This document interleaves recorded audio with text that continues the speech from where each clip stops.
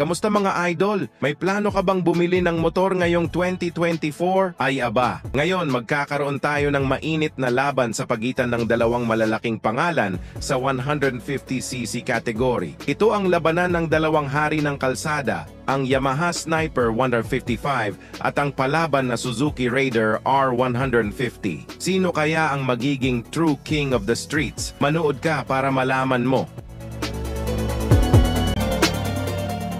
Una sa lahat, mayroon tayong Yamaha Sniper 155, idinisenyo para sa mga gustong maranasan ang saya ng pagmumotor. Sa kanyang futuristic, sleek at sporty na disenyo, talagang mapapa-wow ka talaga nito sa kanyang features at sa kanyang malalapad na gulong bagay sa mga mahihilig sa banking.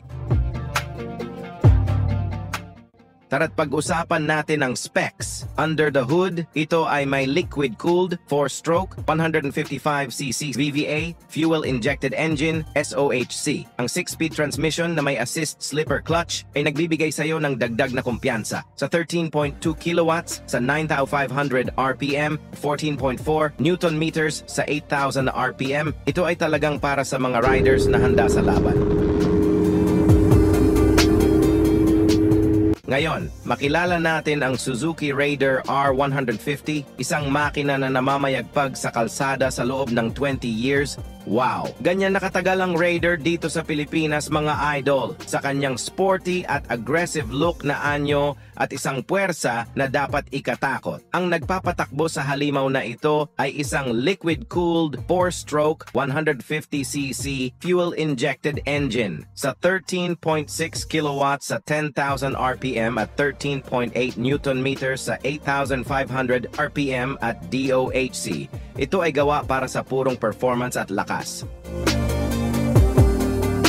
Astig, 'di ba? Parehong malakas, pero may ilang pagkakaiba na maaaring makatulong sa iyong desisyon. Ang Yamaha Sniper 155 ay walang kickstart. May 5.4-liter na fuel tank, may keyless system at LED lights. Samantalang ang Suzuki Raider R150 ay may kickstart, 4-liter na fuel tank, walang keyless system, pero may kahanga-hangang LED lights din.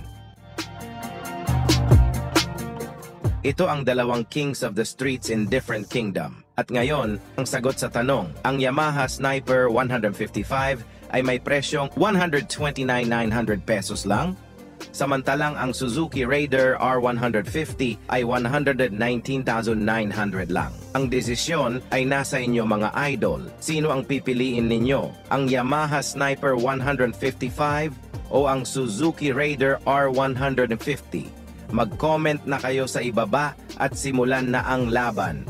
Maraming salamat. Takit sa susunod na episode.